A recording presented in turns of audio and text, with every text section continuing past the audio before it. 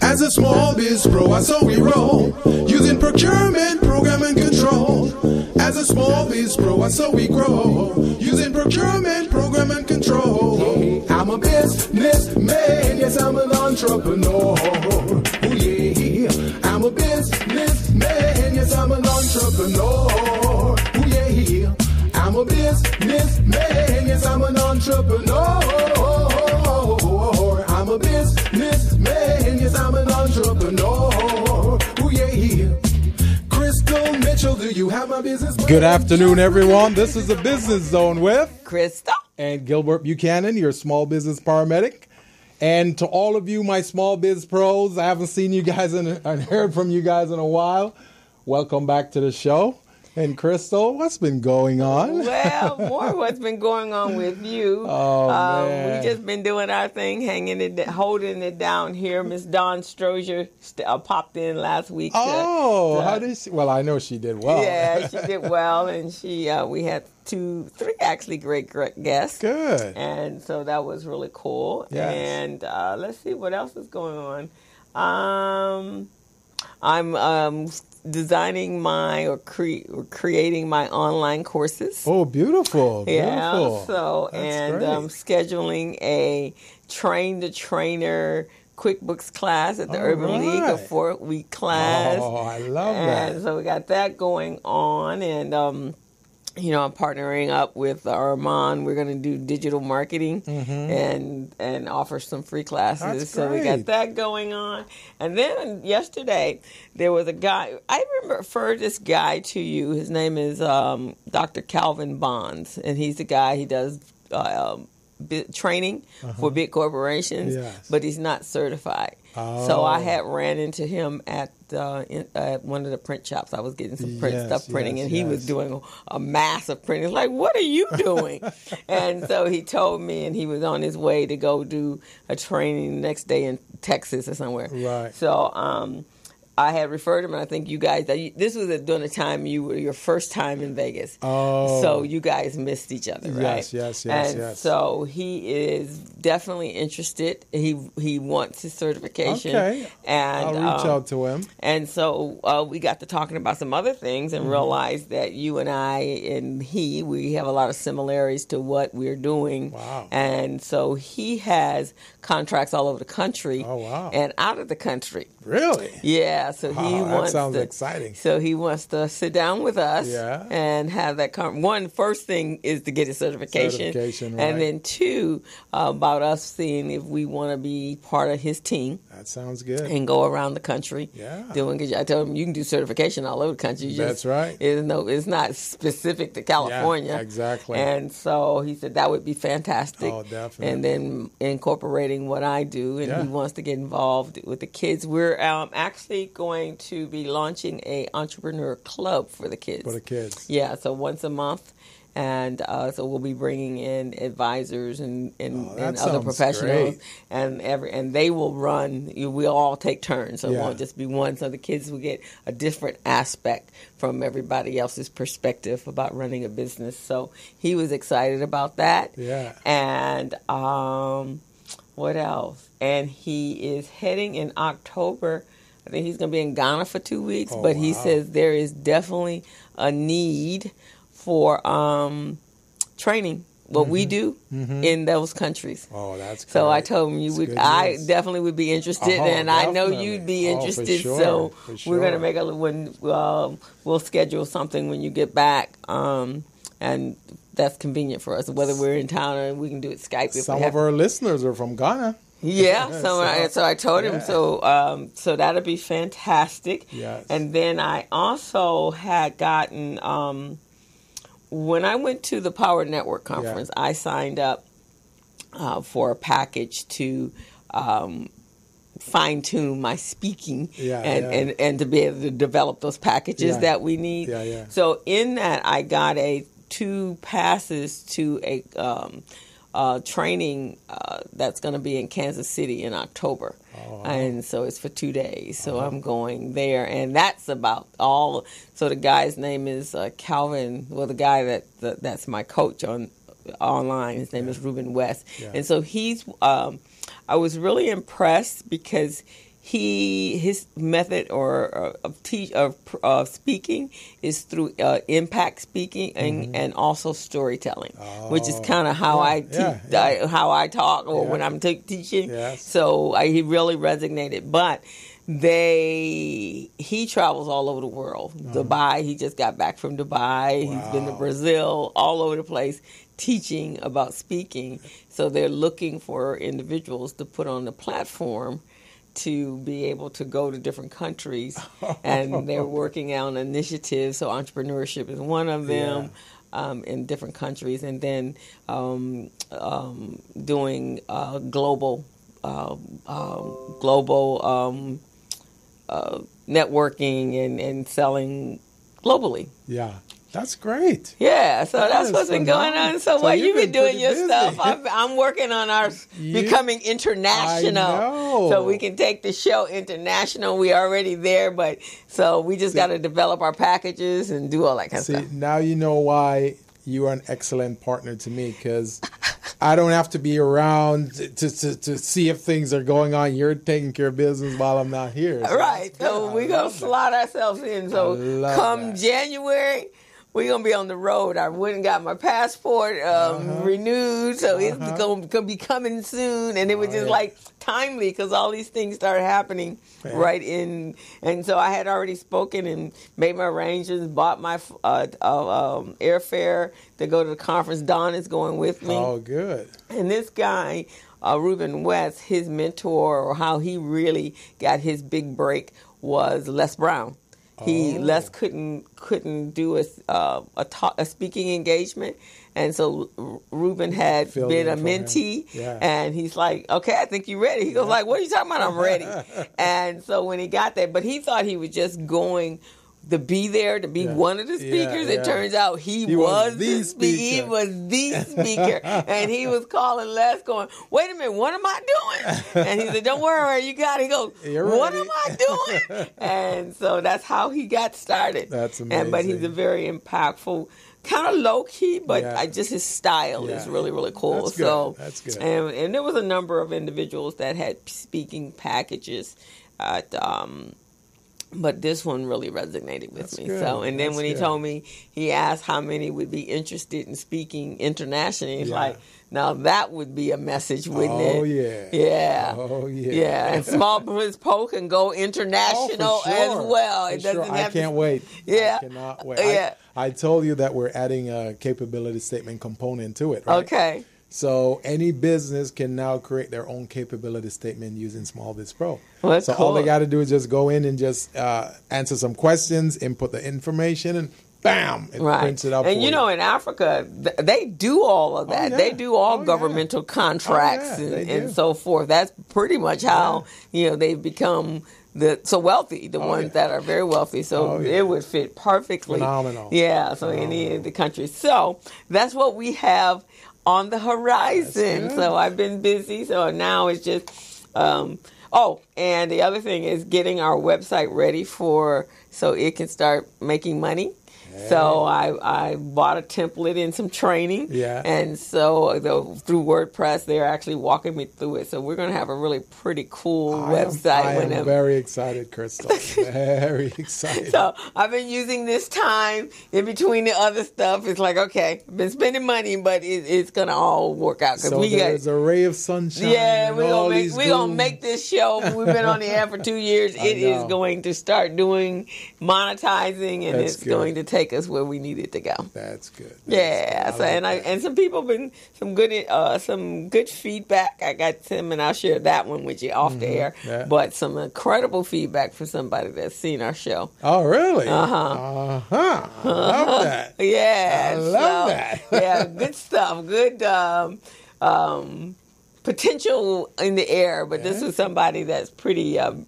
They're in the industry. Okay, I think I kind of know. So we'll see how that works. Well, I just completed the 6-week contract readiness training program at Vermont Slauson. Okay. So it's been pretty good. We had about 14 people signed up in that workshop and 14 small businesses. So we assisted them in developing their capability statement. We did a business plan with them. We also helped them to the contract readiness piece as well. Okay. So they're pretty much ready right now. Oh, good. Good. I'm sure that was very beneficial for Mount Slauson. So now we need to go delve into some contracts. Okay. So I'm walking them through step by step how to bid and how to identify contract opportunity, how to assess it, and all of that. So great. Maybe that'll be because I had for Edison we have to do that procurement networking, whatever that is. Yeah. So then those 14 plus the ones we have. So if we don't get another class in, that would be perfect. Yeah, that would be perfect. Yes. So we'll look at that toward like more November-ish. Yeah. So now you started your Vegas contract back. Yeah, I just started not this week but last week. So this week was the second class. So and they are. We started out doing teaming and joint venturing. Okay. Because no one has ever taught them that. They don't know how to do it. So that's... I walked them through the process. I gave them templates. See, that's the difference between us and many of the other consultants. They don't do templates. They don't do any of that. Yeah. They don't do examples. No. They just go there and they talk. Yeah. And then people get lost and go, okay, enough. I want to go home. Yeah. But with us, what we do, we go through templates. We give them examples. They love it because we're talking about teaming and agreement. It's okay. It sounds great, but how do I do it? And how do I do it? Right. So I walk them through. I give them an example. I show them the document, and I say, okay, so this is how you complete it. This is what you put in. You put your company here. You put the contract provider there, or you put the prime there.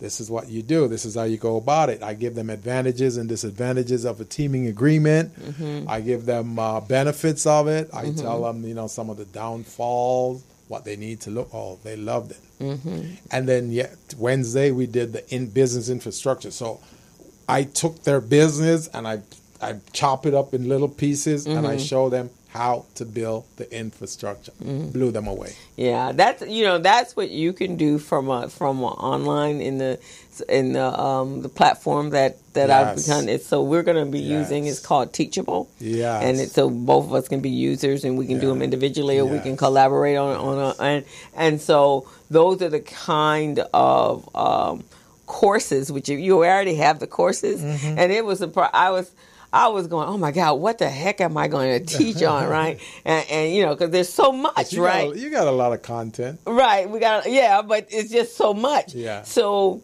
when so then what I did was I happened to 2 years ago I did some mind mapping of the show actually, and I had it all mapped out. That's why I kind of moved so seamlessly because I had already mapped out what we were going to do in the format and all that kind of stuff. And so I had also done it for my courses. And so now I had all the courses, so I'm ready to go. And then right behind that, I was over at the Urban League, and Ken Hicks is like, Crystal, can you teach me how to do QuickBooks? I said, you know what? Why don't we just make a class? And so Mount Sax is pushed back. Oh, and so I don't know. So it's not early September anymore. No, it's going to be pushed back to the first of the year. So first of the year. Yeah. So I talked to Annette, and she doesn't even know why. So we just they couldn't get enough people. Oh. So we'll talk about that. But that left a big gap, and I was like, "Oh, this is actually not a bad thing, right?" And so I can do we can do some training and some stuff. So, but that course, those two. Your capability statement and that one would be excellent. And because we need to be able to, as I was learning, and this is for anybody that is coaching and consulting out there, this is a great platform. Not just, it doesn't have to be teachable, but I like the fact that we had more freedom with it. So it's like just hosting your classes, whereas some of the other ones, one of the downfalls that I saw with some of the ones that I did the research was they're not your students. If you're with Udemy and some of those, that's their people. So you have no mailing list, no nothing. That's good to know. So I did a whole research thing. So this one, Teachable, we actually control, and and they're very helpful. And I purchased the VIP package for the month. And so it's walking me through. So I'll send you over the course book. Do they have videos on it? They have videos on it, so you can look on that maybe while you're flying. Yeah. And then I'll send you the course, the layout of how you set up your course. Yeah. And so we're going to do this under the business zone. So it's going to be our teaching platform for the business zone. We could do it here too. Yeah, right, exactly. So need to probably, we'll have to create a demo video, maybe us together and then us individually, and you already have yours, but on what our courses will be and what our school will be about and that kind of stuff. So now, talking to my people in Vegas, we may have a little opportunity for you. Okay. Because they're all going, hey, we don't know QuickBooks. We want to learn QuickBooks. Oh, okay. Do you have any of your associates who can teach us? I said, sure. Well, look at that. My whole space is now open. I said, sure.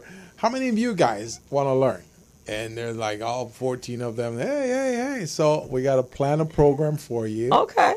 Get you up there so you can teach them. And I don't want you to teach just one class. I want you to teach multiple classes. Okay. So I want you to be that trainer of choice for QuickBooks. Okay. If they think QuickBooks, they think you. Okay. That's what I want. Which is what happens here in Los Angeles. Yeah. But that's why I decided to start train the trainers so I can get a battery of other people. Yeah. So I'm going to do that. And I think with the courses that I've done at Mount SAC, I have my practice set so that they can actually not necessarily work in their own, because I found that doesn't work. Right. So just to learn in various types of industries and giving them my mini practice sets until it becomes second nature. Right. And that has worked out, which is why everybody can get hired. And so in the past, I just sit down, okay, let's just do the lecture, like you said, not give them how to do it, just the lecture of how it's done. Yeah. And now they actually have action items, and they have to go in and, okay, now here are the transactions for the day, the invoicing, the money going in, the money going out, schedule or sculpturing the chart of accounts, all that kind of stuff. Yeah. So when they go away, they can at least go back to their visualize. They can visualize because they've actually started it from beginning to end. So that'd be fantastic. I want us to take over Vegas. Okay. That's what I want. So that'll work. Us to control anything having to do with QuickBooks, bookkeeping. That's it. Yeah, that'll be fine. Yeah, because I'm not just talking about my class. I'm talking about MGM. Okay. I'm talking about the Nevada Department of Transportation. We're talking about the airport. All of those entities, because they have all these small businesses that they really don't know. I mean, I'm sure there are consultants there that know QuickBooks, but not like you. Okay. All right. There's only one Crystal. Thank you very much. Thank you. So that's that'll be cool. So that's kind of I'm looking. So it worked out perfectly. Start working on that and see if we can get this going, say, in the January timeframe. Okay. So yeah. Okay. Well, sounds fantastic. It's a lot of good potentials going on there. Well, good. So I know it's been a little tough for your mom, and I kind of let the audience know last week that you were going through some stuff here with your mom, and we're so sorry to hear that. Yes. It was really tough, and then when I got there, I did not know that burial was so expensive. Oh, yeah. I had no idea. I had no clue. See, I had a little insurance on her, but it wasn't much because of her age. See, I started late. Oh. You see what I mean? So for those of you out there who are listening, I mean, this is not. Well, this is business, but it's not business. It is business because it affects your world. Exactly. It affects your business. It affects your wallet. Your wallet. So if you're doing business and you gotta start taking out from your business because you didn't do pre-need. Yeah. It's really important. And look with Aretha Franklin. She died without a will. What? Yeah. Oh man! So now all of that goes to the state. Now they're gonna have to fight. They have to fight. So she has her son. She's got nieces and nephews and grandkids. I don't even understand that. And then I heard that her attorney had been fighting with her to do it, but she was so against anybody knowing that she was sick. She was like in a denial place. So it does affect your business. A lot of minorities, somehow they don't feel they need to do wills. they don't feel like they need to do insurance on themselves or their loved ones. And I was one of those too. I was involved in that. And then at some point, I think it was 7 years ago, I said, you know what, my mom, she's getting older. You know, what if? Yeah. So then because it's not a what if, it's just a win. A what win is actually win a win. And my mom, she had gotten her little colonial life policy. Yeah. And it was enough we calculated what it would cost for, how she wanted to be buried. She wanted to be cremated, and the service and the church and everything. Yeah. So literally all I had to do, she had an accordion folder, and when she told me today about, I was like, wait, Mom, I don't know. I don't know if I'm ready for this. And she goes, no, you need to get ready for this because I don't know, but I want you to know where everything was. So all I had to do was just pick, hey Ronnie. All I had to do was take this folder, and then and the funeral home actually surrendered the policy and everything for me. Wow! And took all of whatever they needed and for everything. Yeah. It was all in one package. Yeah. See, the company I'm with, they can do that too. They can do all of those things. But when I went to the funeral home, and for those of you who know this, when you go to they're trying to sell you these caskets for like outrageous prices. I'm not gonna pay $2.5, $2 3/4, or $3,000 or $4,000 for a casket.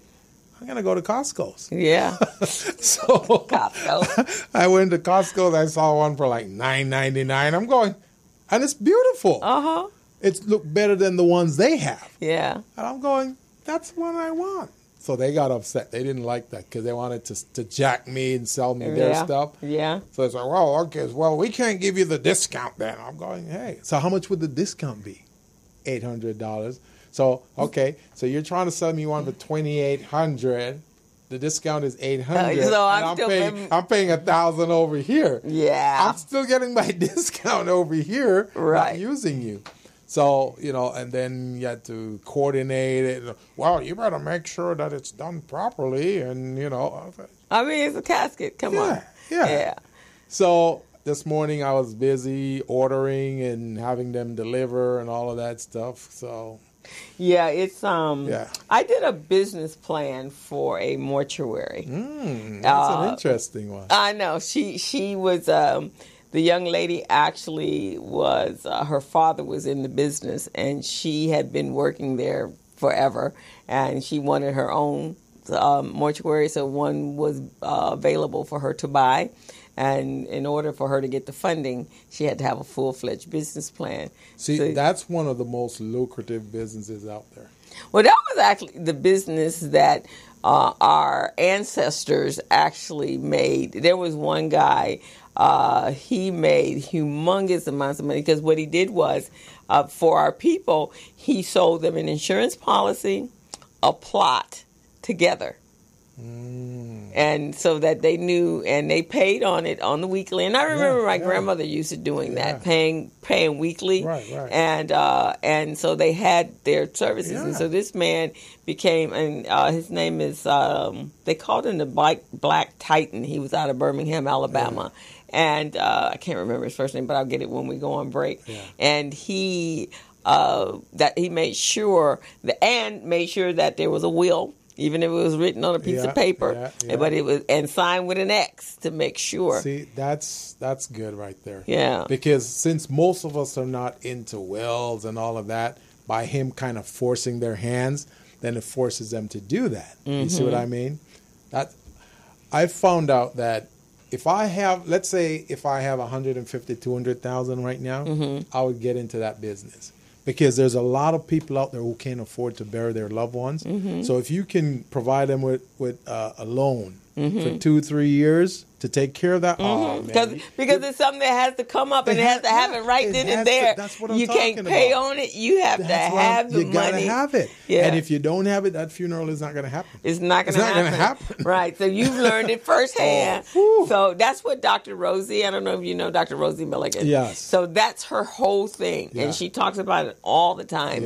Being prepared, having a living will, having a we need to trust. start listening. And and having your needs, your burial needs in place. We need to listen. Because that's $10,000-$15,000 like that. After I got back from New York last week, I went and I got, they have, like you said, Colonial Penn. There's another one out there where you can do like $9.99 per month, $10.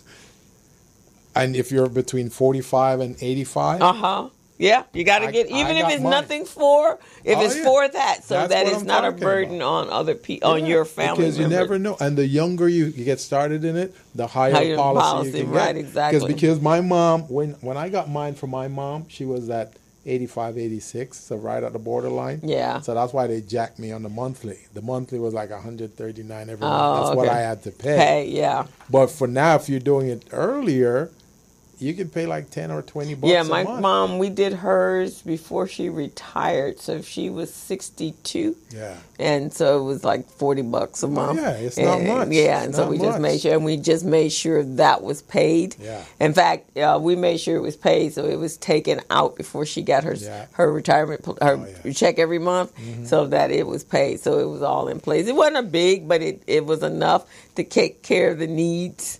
Her needs, and me not to have to worry.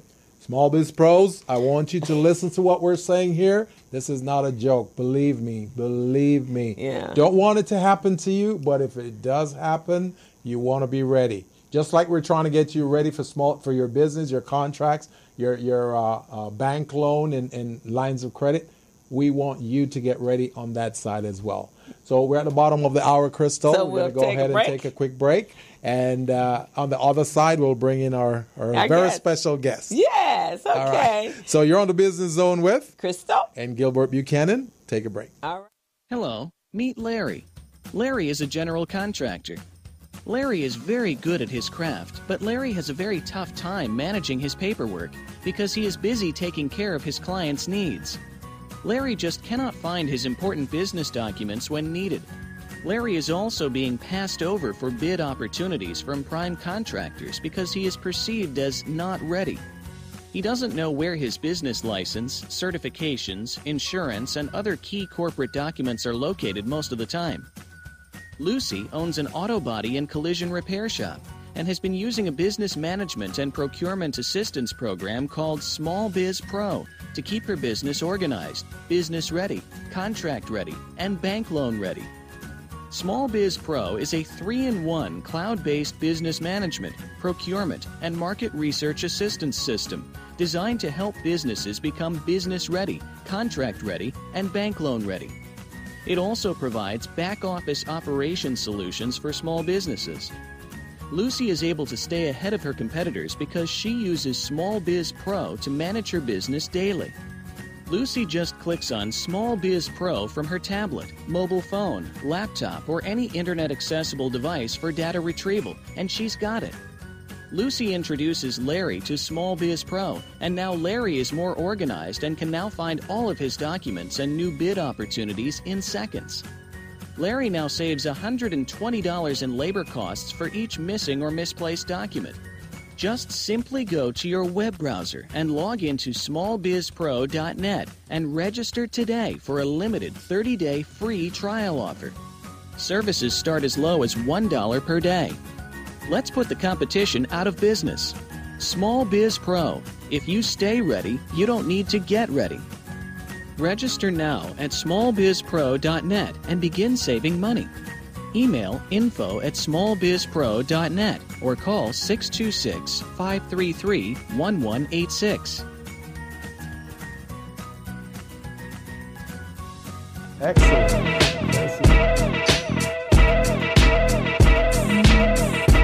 Are you contract ready? Are you bank loan ready? So I want to know how business ready you guys are. Part of what we want to do is to match you up with contract providers in Vegas, the casinos. We put together this training for the contractors in Las Vegas to assist them in becoming business ready. You know, when you first start a small business, the thing you're shortest on is resources. So the association is actually providing the training free. Now, Buchanan Associates, they're very well known throughout the U.S., mainly out of the California region, but they have produced so many successful companies that we felt if we brought them here to train our people, that it would allow for that growth, because we have so many public works type projects, stadiums that are going to be built, slated between now and the next 2 years, prepared to be able to do that work. So we're back on the Business Zone with Crystal and Gilbert Buchanan, your small business paramedic. And Crystal, for those of you who are just tuning in, our phone number here is 323-293-3375. That's 323-293-3375. Please give us a call if you want to partake in the discussion, or if you want to speak with our guest in our studio today. Crystal, who do we have in the studio We today? actually have Miss Anna Queen Tut, is a real estate agent with Berkshire Hathaway Home Services. She's been licensed for about 6.5 years.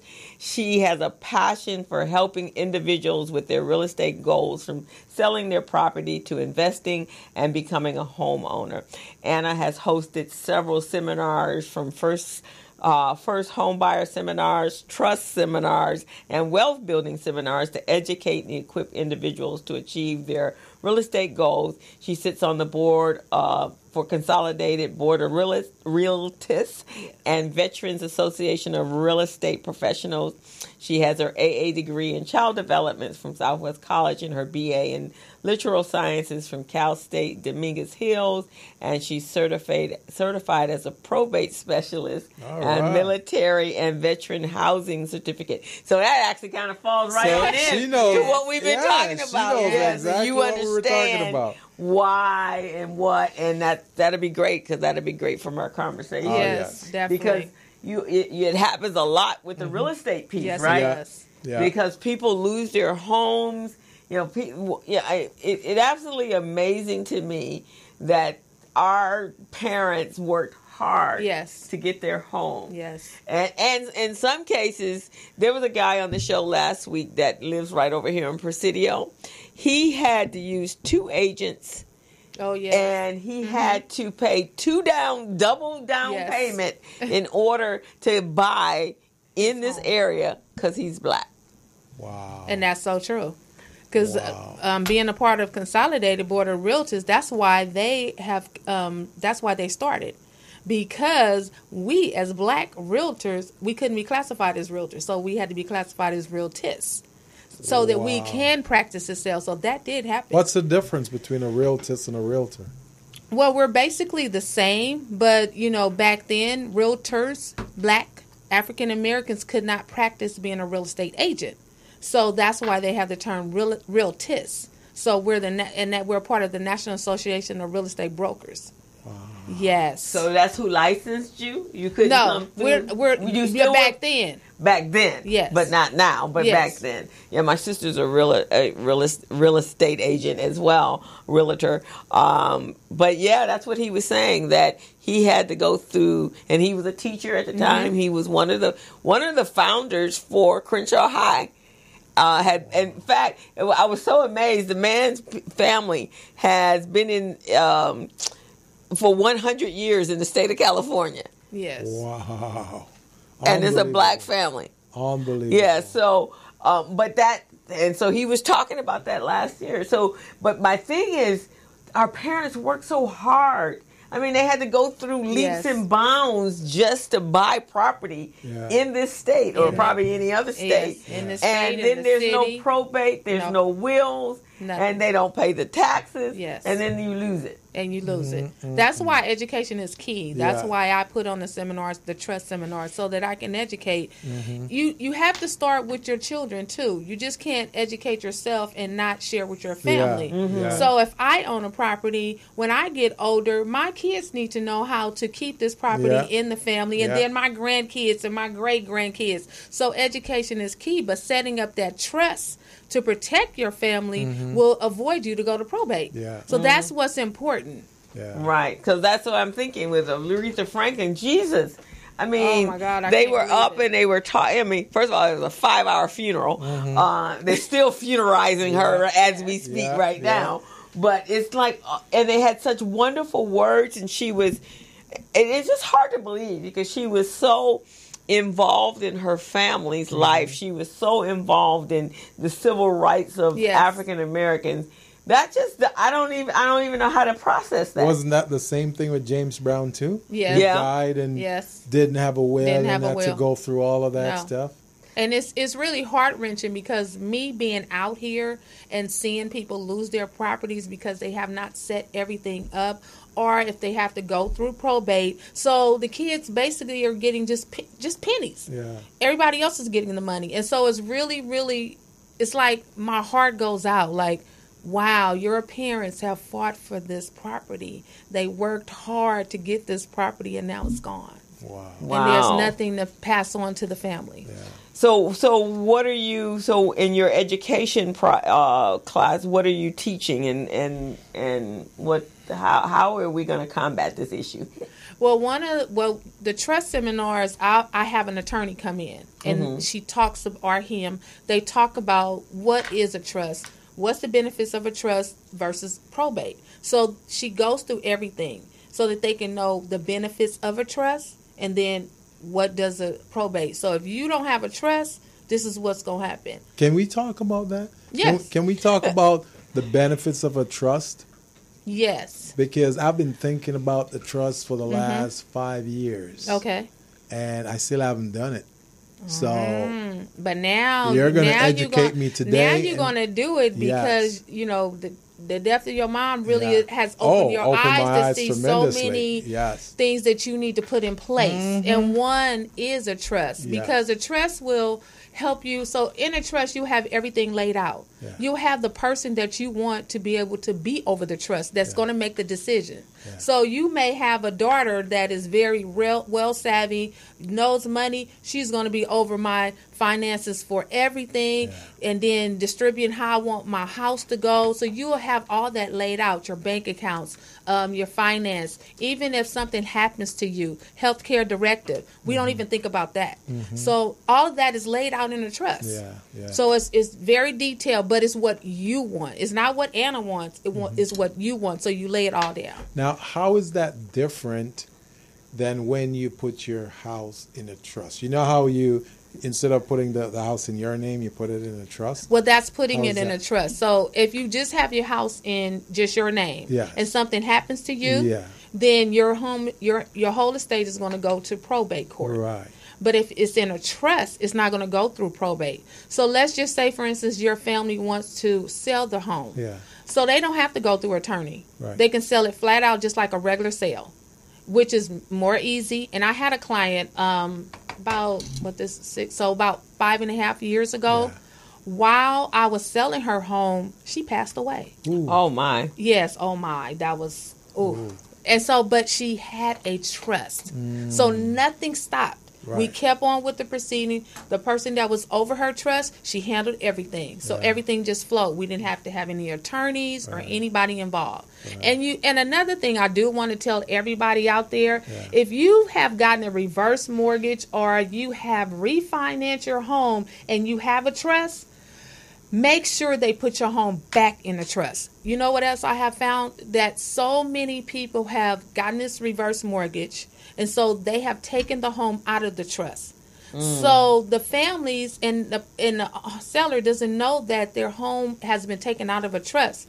So like your mom, she passed, but now the home is not in a trust anymore, but you don't know that until your mom passed, and then you say, what? Yeah. And so then you have to pay a hefty fee to get it back in the trust. So that is something that I definitely want everyone to know. If you have a trust and your home is being refinanced or you get in a reverse mortgage, make sure they put it back in the trust. And they can do it the same day. You just have the notary there. So the purpose of taking it out of the trust is what? What's the purpose? It's for them to be able to refinance. Oh. Or to do a reverse mortgage. So it's like, putting it this way, it's like in order to refinance a home or something, they got to wear a green jacket.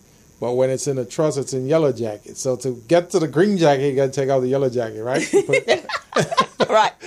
That's the easiest way for me to. If that helps you, yes. Yes. She said, okay, that's a great way to put it. Yeah. But because I'm thinking, why are they taking it out and putting it back in? But that's it. Yeah, that's the lender who does that. It's not the homeowner. Right. You know, they don't even have a clue that that's happening. That's being done. But because I'm out here, you know, I see it, so it's like, what?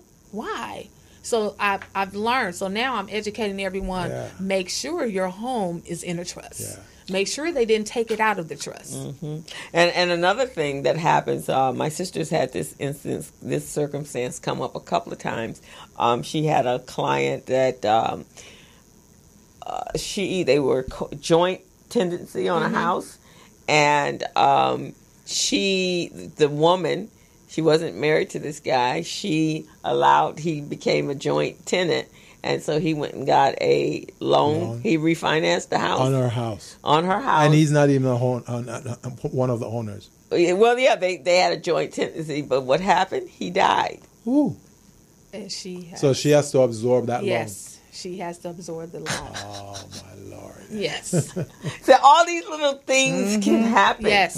They can happen. Or someone, I know with my sister, there was a life estate for her cousin, and he left the house in a trust for all his niece and nephews, because he didn't have kids of his own. Right. And so, but he did leave a life estate. Person was a nightmare, just a nightmare for the last 10 years. Wow. And there were stipulations. He had to pay taxes on it. He had to keep up the maintenance and the insurance on the house, so he didn't, which is eventually how we got him out. Mm-hmm. But he was a vet, and so he kept saying, well, I want to get the property taxes, because he hadn't done that either, get them down lower. Mm-hmm. So I need you to put me, because he wasn't on in the trust. He wasn't on the property. Mm-hmm. So he wanted her to put him on the property. She's like, no. So they had to go back to court for that. Because all he was going to do is just take all of the equity out of the house and then leave her with a house that was about ready to be foreclosed on. But there are a lot of people, right, that go buy into that, right? Yes, they do. Okay. They do. That's why you have to do your research. You just can't, whatever comes up that you hear, the new fad, you just can't go with everything. Yeah. You know, just like the reverse mortgage is the thing. You just can't go with everything, because the reverse mortgage is not for everybody. Right. And you just have to do your research. Right. And they do it because they see those celebrities talking about, oh, it's wonderful to do it. Right. And it's not. I'm going to be honest, it's not. Mm-hmm. Right. It's not. I've seen too many people lose their home because of a reverse mortgage. Mortgages. Yeah, because they weren't, especially if you, like, it's what you said earlier. If you're not preparing your children to maintain your property, what happens? Exactly. They're going to lose it. Yeah, they're going to lose because it. They don't know the value. Educate them that this is, I worked hard for this. Yes. And so here's what we're going to do. And even to the point of probably setting up, because you could set up some insurance that would take care of the property taxes afterwards, right? Yes. Right. So in your trust, you can have all that laid out. So you can stipulate, this money is here to take care of my property taxes. This money here is to take care of this. So, that could be something that you incorporate in your trust. Right. So, that's perfect, because then they don't have to worry about anything. Mm-hmm. So now what's the difference between a trust and a will? So, a will, you're still going to have to go to probate court. Okay. So if you just have a will and you have property, yes. A will is going to designate everything is laid out, but you still are going to have to go to probate court. Yeah. Trust avoids probate court. So, and maybe you can educate me on this. So I had a neighbor, older lady, who she really likes me. She sees me as a son. Okay. But she also had another son. I was kind of jealous of that relationship. He's going, why is he so special to you? I'm supposed to be your son, right? So, and I knew, because she told me. She told me she was I'm gonna leave you a little something when I go. Mm-hmm. And she ended up dying. Even when she was in the hospital, she kept asking for me, not him. Oh, okay. He didn't like that. Right. So after she passed, I knew she left something for me, but he didn't want me to get it. So when they did whatever they did with their attorney, I got excluded. So how can I find out if anything was left for me? Do you think she had a will? Because that's where the will would come in place because she has stipulated. I think she had a will. And the attorney should have included you because you probably were in the will. Yeah, he probably, the son probably said, he's not around, he's died, he's died. But he would have had to have his mom sign a new will or a codicil to the will. Yeah. For that to happen. Yeah, right. He could have did that. He could have done that, but yes. you could actually, I don't know if you probably could check with the attorney. Yes. And see if... I don't even know who the attorney is. Yeah. Because he kept all of that stuff secret. Oh, of course he did. And, yeah. And you know when you have a hunch? Yes. That's it. Mm-hmm. And I knew because she told me, even on her deathbed, she would whisper to me and she won't tell him anything. She probably did. I'll do some research for you. Yes. And I'll find out. Yes. Yeah, because you probably could just run her name, right? And some maybe. But I'll talk with some attorneys. Okay. Because you would have to fight it. Right. Yes. I kind of didn't want to fight it because he's my neighbor, and Oh, okay. He's kind of wacky. So. Yeah, but those things happen. That happens a lot. And if it doesn't get relayed and things change. Exactly. In fact, here's one, and this is in the business world: is if you have a partnership. Big corporation and you don't have a buy-sell agreement and the person is married and that your partner dies and then the wife whom you may not like all of a sudden is your partner. Become a nightmare. It becomes a nightmare. So this is all having documentation is important. It is very important. And it's like what you guys do in your training and setting this up is educating businesses because most businesses don't know how to run their business as a business. That's true. And that's important. Like you said, to cover yourself. If I'm in a partnership with you and you got a husband and I got a husband and then I die, you might not want to work with my husband. Exactly. Right, exactly. But that's why you got to have your new partner. Exactly. In fact, when I had a business, my girl, it was 3 girlfriends.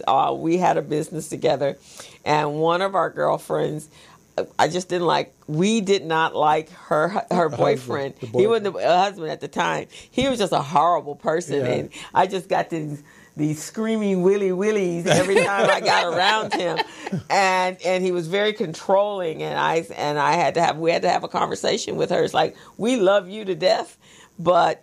We wrote it in our buy-sell and our bylaws and our everything, and he still was on the outside. So finally, and he had pulled her back. So we finally had to kind of ask her. He's like, we hate to do this, but she had to leave. But we have to, we have to because that's a liability, right? Because he was going to be a nightmare. I mean, and besides the fact he was a criminal, a nightmare. So, you have to sometimes have those hardcore conversations. Yes. Yeah. And I see it with real estate stuff. Like I said, that with my aunt's like, what nut woman would do that and you're not married? And he's bad enough with the husband, but somebody that you're not even married to. Yes. I don't understand people buying property with people that you have not decided that you were going to, especially if it's romantic. If it's just 2 people that are like, do this investment, then you do whatever you need because you put it in a trust or into an LLC and now it's a business, right? Yes. But with your romantic partner, you're not doing all of that. Right. You have to cover yourself. And how do you protect yourself? That's right. You definitely have to cover yourself and protect yourself. And that's where the education comes. Here's another thing again, when you have a house, you're a business owner, or you may not be a business owner, and let's say someone sues you, they can go after that house too. Yes. Oh, yeah. If it's not in a trust. That's right. You see what I mean? Right. So that was my right. reason why I was saying, hey, I want to get this thing in the trust. Because it's going to protect you. So many people try to sue me. Exactly. My property manager, former, my ex. See? And he was just doing it maliciously. Yeah. So sometimes the clock doesn't strike in our direction, so you got to protect yourself. You do. Yeah, you do. You definitely have to protect yourself. Yeah. And even if you sit on nonprofit boards, yes, and the board does something that's not quite kosher, and you're there's going to be held accountable. You're going to be held accountable. Yes, as one of the officers, as one of the officers, members. Yeah, one of the board members and officers, and so now you're liable, just like And generally, if the executive director is not part of the board, which sometimes happens because if they're hired in, or the president is not on the board, then nothing happens to them, and they're the ones that are actually that's right doing whatever. Yeah, because they set everything up to protect themselves. But we don't know to protect ourselves. Exactly. So what do we have to do as a community? One, and especially in today, because the real estate industry is quite interesting today, right? Yes. And how are we as African Americans, with what's going on with all the gentrification, how do we acquire assets? Because it's not like there's an abundance of property that, and especially with all the new building going on, they're not creating homes. Right. Well, you got some developers that are doing a lot of building, but you have to start with preparing yourself. That's key, and especially for us as African Americans, we are the highest spending people. We have really kept the economy going. You know, $1.2 trillion that we have spent, but we don't own any homes. So we have to, one, get educated. Two, learn to save, learn to budget, learn about financial wealth, learn how to build that financial level. But if we don't know that, then we think we can't do it. We think, oh, my credit is so bad, when it's just certain things that you have to do. That's why I do the classes, so that I can teach and train. You know what, if you save just this much, do you know how much money you're going to have at the end of the year? And when they see that on paper, their eyes light up. Like, I also teach at a nonprofit, it's called Path Ventures in Long Beach. I teach a home buying class there twice a month. Oh, okay. And so my last class, which was Wednesday, that's one of the things we were talking about was budgeting. And so I showed my class how to save money, and one of my students seen how he could save $880 a month. Wow. And if he can save that every month, that's $10,000.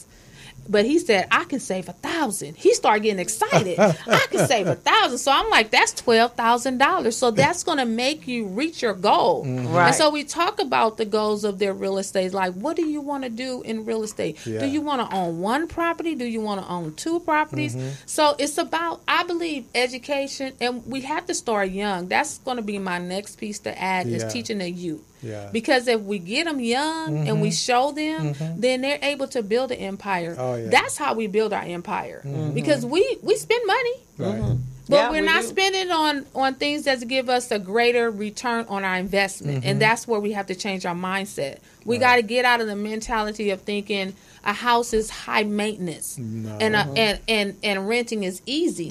But if you look at the wealth of how much a homeowner is worth versus a renter, that's going to change your thinking. Because a renter's worth right now is $5,200. See, that's a good strategy right there. Yes, but a homeowner net worth now is $231,000 and some change. See, that's a good way of painting the picture to them, because they probably won't even listen to anything that you're saying, but that part right there to show them the worth, they're going to go, "Oh my God! As a renter, I'm only $5,000. I'm only $5,000. And then as an owner, I'm $250,000. Right, because you have your equity. In fact, I'm going to start doing some business plan classes for the millennials, so that the young men, young men and women, the kids that have come out of college, or actually starting from 18 to probably 30, and one, creating their own businesses. Yes. And then two, that would be great. You could come in and talk to them about the financial piece of that. What does that look like? Because if you're increasing your opportunities, your revenue opportunities by having your own business, because they're coming out of school with large loans. Yes. And so but you're not going to do that. You're not going to pay off those loans working for somebody. No, you're just not. Straight out of college. You're not. At best, you may get a job for $50,000. Yeah. And if you happen to have to pay rent in this city right now, which is outrageous. It's a house note. It's a house note. Yeah. In some cases, more than a house note. Yes, it is. In some cases, it's beyond if you were qualifying for a house at that monthly rent, you wouldn't qualify. You wouldn't qualify. Right? Because if you're making $50,000-$60,000 a year, and you got to rent, and you got to have 4 roommates in order to qualify to get into place, but you would not be able to qualify for a home with a house note, a note of $2,500. Yes. So that's ludicrous to me. It is. Is that not ludicrous? Yes. Okay, all right. Because that makes no sense. You can't qualify. No. Yeah. So why is the rent so high? Yes. That's the baffling part of the business. Right. And I'm still trying to figure out, they're building all of these high rises all over the city. All of the rent is going to be somewhere between $2,500 to $3,500 a month. Yeah. You still have people that are making less than $15 an hour. Yeah. So they do not qualify to be in there. So who are they building all these places for? Well, That's the question. Yeah. The ones that they're bringing in. Yes. And on that exactly. note, we're going to go ahead and take a break here. We're at the top of the hour. And for those of you who are just tuning in, you're listening to the Business Zone with Krista and Gilbert Buchanan and our very, very special guest, Miss Anna. I call her Miss Anna because she's just queen. She's just phenomenal. She's got some great information about trust. She's got great information about wills and probate and real estate and wealth. And you guys, you really need to check this out. As small businesses, many of us minorities, we don't pay attention to that enough. We should start listening. So let's go ahead and take a break. You're on the Business Zone. Hello, meet Larry. Larry is a general contractor. Larry is very good at his craft, but Larry has a very tough time managing his paperwork because he is busy taking care of his clients' needs. Larry just cannot find his important business documents when needed. Larry is also being passed over for bid opportunities from prime contractors because he is perceived as not ready. He doesn't know where his business license, certifications, insurance, and other key corporate documents are located most of the time. Lucy owns an auto body and collision repair shop and has been using a business management and procurement assistance program called Small Biz Pro to keep her business organized, business ready, contract ready, and bank loan ready.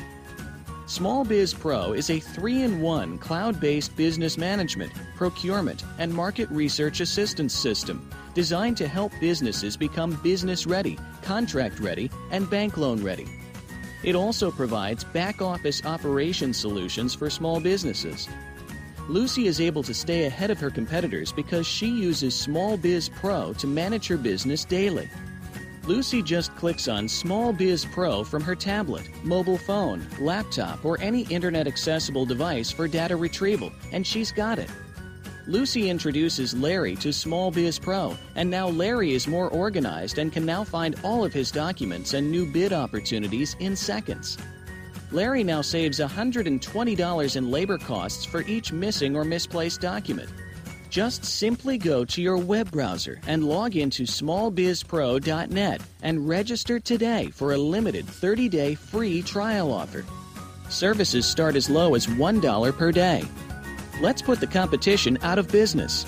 Small Biz Pro. If you stay ready, you don't need to get ready. Register now at smallbizpro.net and begin saving money. Email info@smallbizpro.net or call 626-533-1186.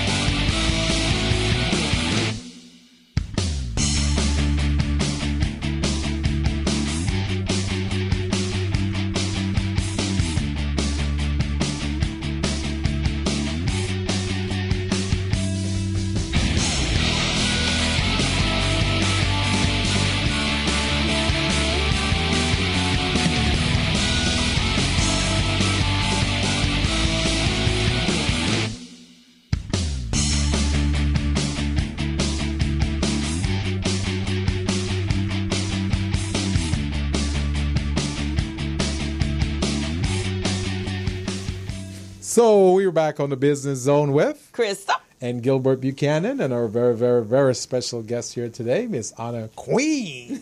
That's it. So she's going to share with us a lot about this probate will and trust and all the things that we're not doing as people and minorities.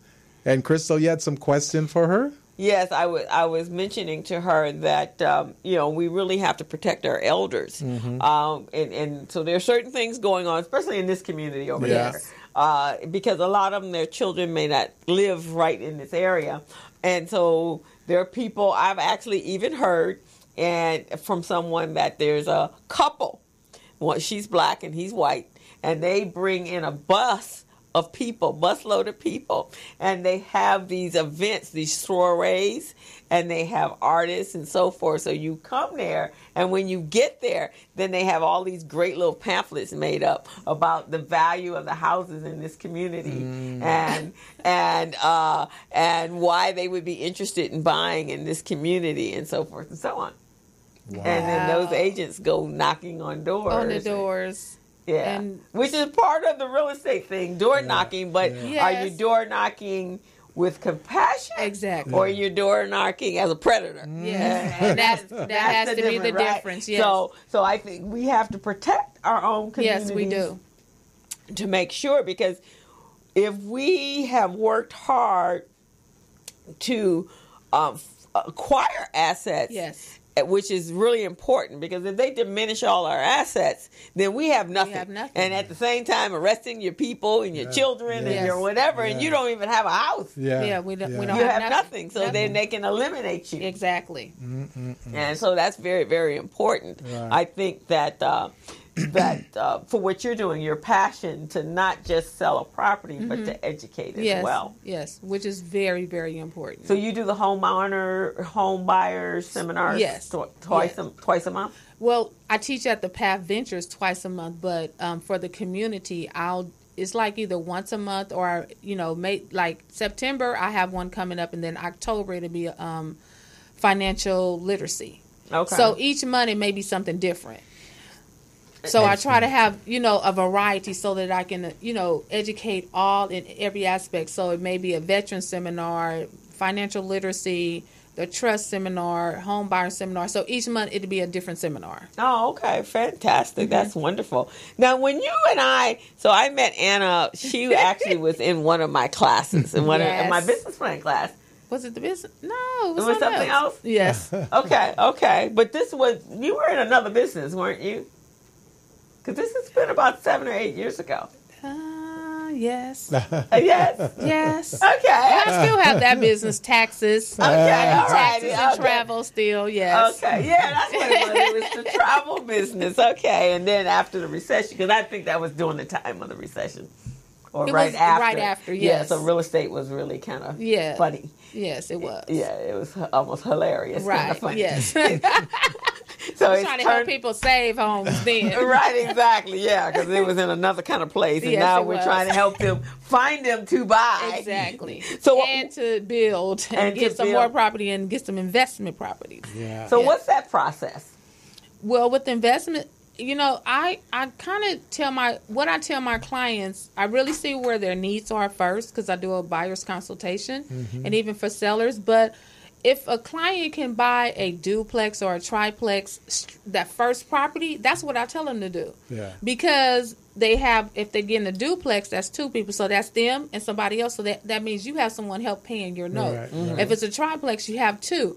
But you have to think about longevity. So if I have a duplex or a triplex, and then I'm building that equity, and then I can go later and buy me a single family home if I'm tired of, living with my tenants. With other people. But I still have that property to live off of as I get older, and then I have my primary home. So I teach them like that, but then sometimes people are not ready or not in a position to buy a duplex or a triplex, especially with prices now. But, that's what I teach them first. Like, if you can, go that route, because you're making money at the same time. Yeah, that makes more sense, especially for young people today. Yes. Young people, older people, because some people, in their 40s, 50s didn't get it, and now they got it. So now it's like teaching them so that I can help them to build. And it's like what you said earlier, even in business, is knowing how to make more money. Because even though if you have a 9-to-5, the real estate can be part of your business as well. Right. That's another stream of income. How are we going to make it? Like what you said, it's having multiple streams of income. You can't just live off of one income. No. You certainly You got to have multiple streams. Just like Crystal, you having all these businesses you starting up. Yes, you got it. You know it, and you teach it. You live it and you teach it, and that's what we have to do. Yeah. Because you can't, and that was the biggest thing about the recession. Everybody was counting on that one income, that job income, or they had one. And it's funny because people tell you shouldn't multitask, right? But if you don't multitask, you die on the vine. So you have to have resources coming, and that's why the recession was so difficult.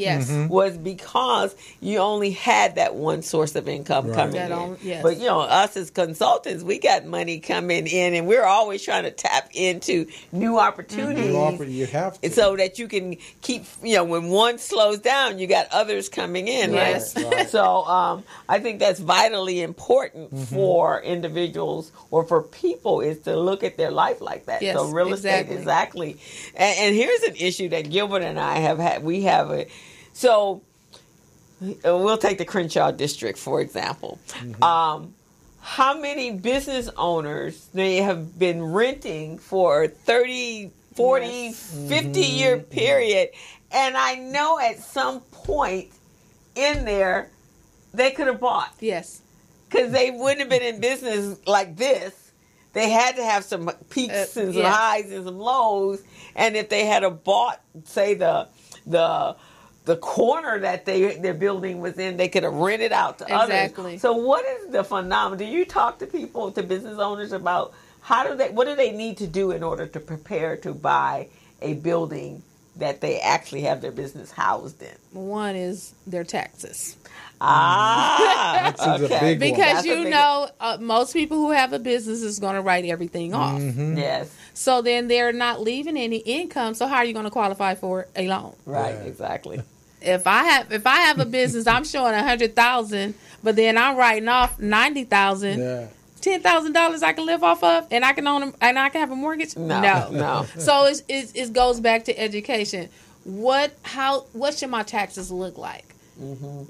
How should I structure my finances? And that's where the training has to start. Right. You just can't open a business because I have this bright idea, but you got to also understand the concept of money and the concept of running your business and keeping everything in order, your finances. So like what you said, teaching about the QuickBooks, teaching about, putting your business in an LLC, understand what that means, or any corporation. It just depends on what type of business you have.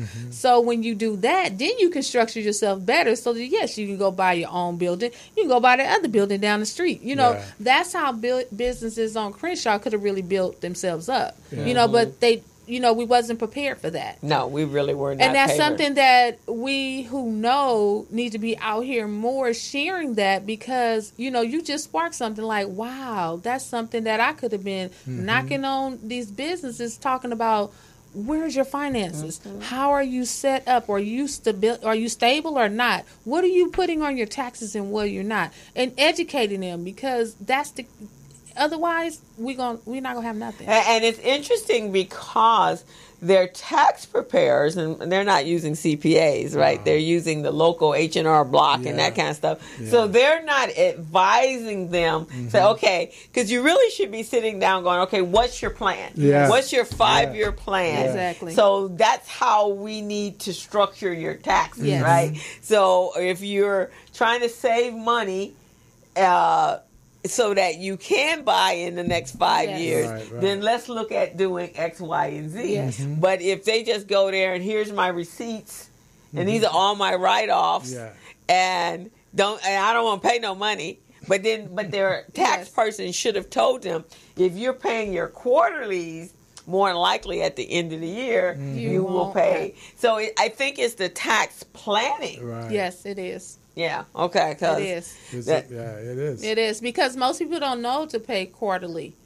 They don't know that. Yeah. They don't even think about that as a business owner. If you set yourself up to pay quarterly, then you're going to be good at the end of the year because you pay into your taxes. Right. But, business owners don't know that. Like you said, they're going to our block or whomever, and they're just preparing taxes, right? Because they feel like it's inexpensive, and that's all they want to spend. They don't want to spend it, which is a write-off. I mean, it was until the man in Washington got his hands into things. I'm listening any day now to hear, okay, we're going to increase. Oh, I was listening today, and he was talking about how he's going to help small businesses to generate more money. It's like, yeah, he right now he is in panic mode because at the same time, out that other side of his mouth, he just eliminated the federal employees 2% raise that they get every January. He just this morning woke up and said, "No, you ain't getting that." See? And so why you got to have other streams of income, right? Because this lunatic, especially for this one. And I mean, all kinds of stuff is happening. Yeah. I think we even as consultants in real estate, we need to start advising or at least opening our clients' eyes, especially if they are naturalized citizens, right at the present moment until we get him out the White House, that they need to be prepared. Their property needs to be in trust because they need to have a will and trust set aside for their children. That's right. Because things are happening that are just outrageous. Yes, out of our control. Out of your control.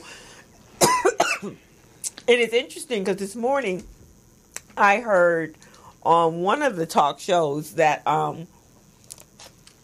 news feeds actually. So those individuals that were born in this country and had birth certificates, there was a town in Texas on the Texas border that in 1950 they had a midwife that had falsified that they were born in the United States when they were really born in Mexico. Oh. So, right, when she was delivering them. And it's just like you're on this side and this Mexico. Don't throw away. But that's 1950. So those individuals are, 70-ish? So now, because this took place, and there's a handful of them, and they don't know who it is, but in 1950, it probably wasn't a lot of them. So now they're lumping them all in. So these people have their passports, and now that you have to go get your California Real license, which is an absolute nightmare, because I went there with my uncle a couple weeks ago. A nightmare. Literally 5 hours at the DMV. Yes. Because everybody's coming I think in. that was a nice day. That was probably, and I mean, wrapped around the building, right? And so when I went to get my passport renewed last week, the guy said, so do I need, tell me what this real California license is versus, the card that you're going to get with your passport. And he said it's because there have been obviously driver's license issued that for people with falsified documents. So that's what they're doing is cleaning up that mess right there. But so these people were in Mexico. They were in Mexico and couldn't get back across the border because they had deactivated their passports. Oh. Or they have submitted their applications and they're not getting their passports renewed. Wow. So, I mean, so these things are happening. So that can, look at the parents that their children. Yes. So if you had some precautions in place and say, okay, look, you need to come get my kids, be on alert. And here's their birth certificates. Here's their this. Here's their this. You got to have a plan nowadays. Yes, you do. You got to have it. As my girlfriend, whose parents came from Cuba, her father always had, because they had to evacuate Cuba, and he actually owned property during the time when Castro took over, and they lost all their everything, but they had to get out of Cuba. So her dad always kept money in a mattress, and so that he could always leave at a given point in time. And the Jewish and the Jewish community, there's a book called The Phenomenal. Fundamental. It's the phenomenal. It's something. It's not fundamental. But what they do is they have these 7 or 10 principles, and one of the principles is they keep a portion of their wealth portable. Oh. So if they have to leave, they're able to get so they invest in gold and diamonds, things like that can be liquidable when you get to wherever you have to go. Oh, okay. So I think we have to kind of start thinking like that with this current crazy administration, because we have to change. Yeah, I mean, because it's affecting everything. Because it affects the housing. And you can't your taxes. That's changed. Yes. Yeah, and it's just weird. These are some weird times. So I think again that's why it's very important. I think to have other streams to, especially if you have the capability of doing business out of the country. Right. So that your streams of income will still come in. We can do global business now. That's and I think we should really look at that.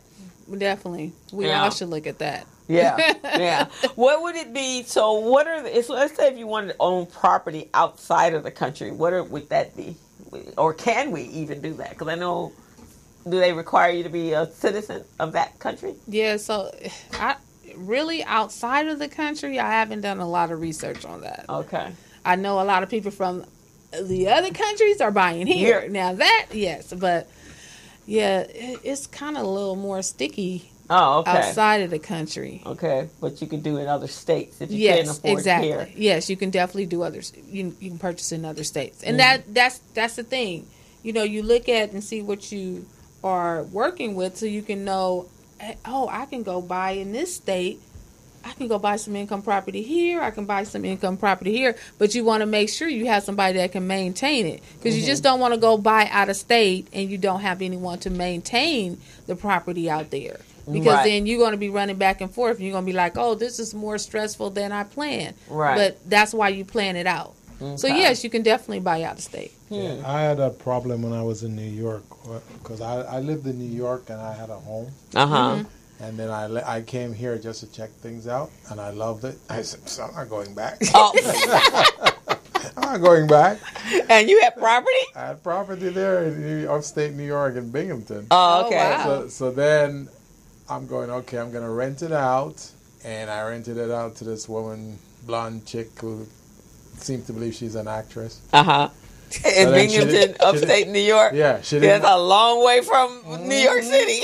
Yes, she didn't wanna pay the rent, so she's going, oh, we can work this out. No, we don't work. This is a business. You pay me or you get out. Yes. So she didn't like that, so I had to get an attorney to evict her. That's the thing when you have long distance property. Yeah, yeah, you can't get maintain attorneys, and then get property managers, and it's just a mess. So I had to sell the place. So I broke even. I didn't make a profit on it. You know, after I spent a lot of money on it. But yeah, it is tough when you have property elsewhere. Yeah, because I had some friends that had, before the recession, they had bought in Phoenix, in Arizona, Mississippi, because I think that you could pick it up property for next to nothing. Nothing. But you know, you also can't maintain. Maintain it. Yeah, you just have to make sure you have someone to maintain it, whatever city or state that you're purchasing. Yeah. That makes it better. Or if you have a really good management company, because that's the other key. Yeah. But like you said, you didn't have that, so it was more of a expense. So I'm always serving eviction notices, and the attorney has to go to court to represent me, and you know, every time he goes, he jacks me some money, and I'm like, what's the purpose? You know, I'm supposed to be making rent on this thing. So yeah, I remember when my nephew first went to Ohio when he went to college.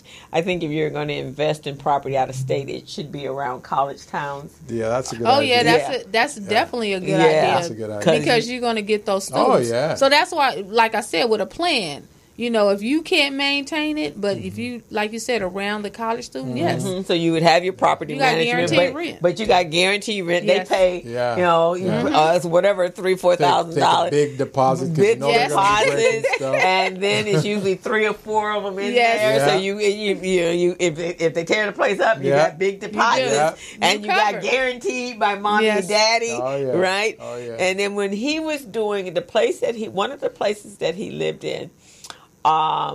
They actually, and I thought this was great service, and I talked to my brother-in-law about doing this.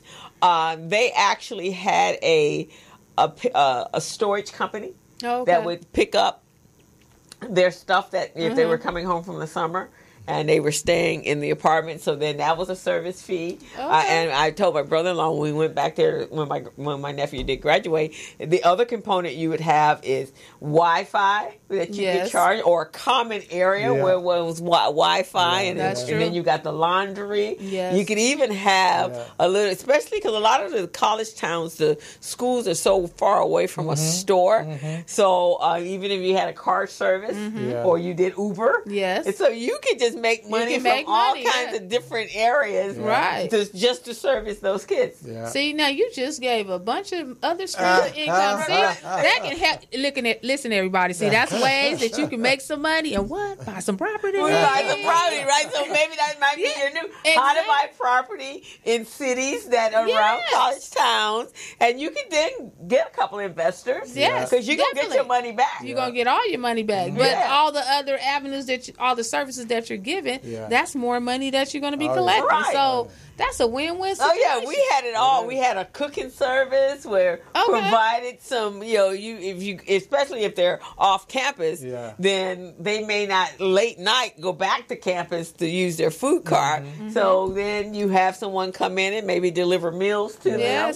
And especially the freshmen, or the sophomore, because they're still not quite as mobile as your juniors and your seniors. They would be fine, but it's your, that junior, because the freshmen have to stay on campus.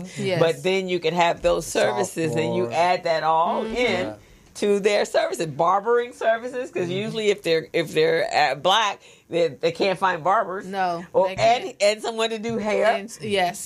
So all your little services for you. I remember those days very well. So now, and so that's all part of their housing. They get loans for that or whatever, scholarships, and it pays for it. I think that's an excellent investment process. I think that's a good proposition. idea. You should put that in your book. Yeah, I know. Yeah, there are many ways to make money. Creating income streams. Right. Because sometimes real estate does look like it can be overwhelming. And property rental can be overwhelming. So to me, the two least overwhelming is commercial property.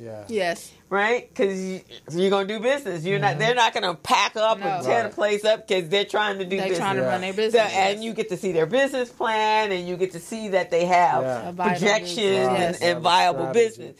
But the other one is, how do you service a grouping of people that need housing for at least 4 years? At least 4 years. Right. So that's guaranteed rent. Guaranteed rent. I mean, that's why UCLA and USC, they in the real estate business. Yes, they are. They are. Because all of the USC area, they must own everything over there now. They do. And you see how they have transformed it because they got a clue. And that's what we have to look at, too, in real estate. Look at the models that you have before you that are working it. USC, UCLA. You look at all the models. Even, that man in where he's at. You can look at some of his models, but you look at how they have worked it to their advantage, and then you implement that. And then you map out a plan so you can see that it is doable. So we have to think outside the box. We really do, and you can then, if you bought a 4-plex or a 6-plex and you provided these services and you're going to make money. So then when you build up your equity, then somebody can pull out and maybe two go and buy another one. Buy another one. Buy another one and buy another one in those little towns where they're... And I think that what would work is those schools that are kind of far off from city limits. A lot of those schools are way out smaller, and so you don't have a lot of the resources. That's right, though. Yeah, that would really work. Because I remember when my nephew first got there in his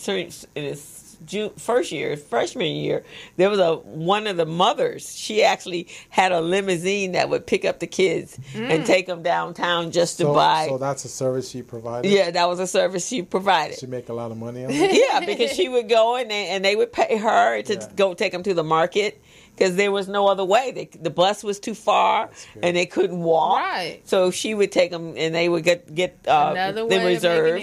Now you have Uber and Lyft, but this was really before Uber and Lyft. But that's how the zip car came about was because a lot of these young people, you can't bring a car. I don't think most colleges don't allow juniors or freshmen to bring their cars. So they're kind of stuck on campus. And so this young lady who I think came from the East Coast, and she's like, there must be a better way. Yeah. So then she designed this business idea, and it was a zip car. So it was like a rental car. That's a lady that's responsible? Yeah, that's a woman, a young college student. That was on, there's a show that comes on at 4 Saturday mornings and Sunday mornings, MSNBC. It's called Your Business. Okay. I saw that on there, and I was like, oh, that's a neat concept. But I didn't know it was... It was because she was at a college that it was very difficult to get in and out of cities. So she created the business, and it was at one college. Yeah.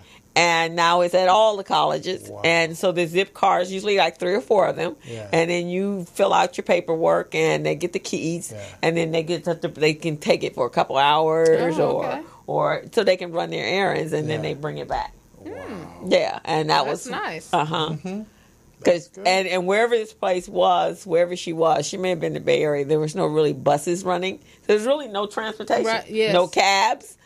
So the more we talk about this, the more I'm getting ideas about these income streams. Yes. Yeah. Y'all going to have some new income streams. Yeah, you got to think out the box, man. Out the box. Yes. And there's so many ways. So many ways. To make money. When we come back from break, I'm going to tell you one that was like blew me away. My nephew informed me of it the other day, and I went, oh my God, how unique is that? And it's so close to your face, but you're not thinking about it. You're not thinking about it. So when we come back from break, we will, I'll tell you guys all about it. All right. Awesome. Hello, meet Larry. Larry is a general contractor.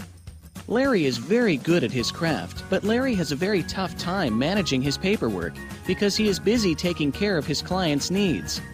Larry just cannot find his important business documents when needed. Larry is also being passed over for bid opportunities from prime contractors because he is perceived as not ready. He doesn't know where his business license, certifications, insurance, and other key corporate documents are located most of the time.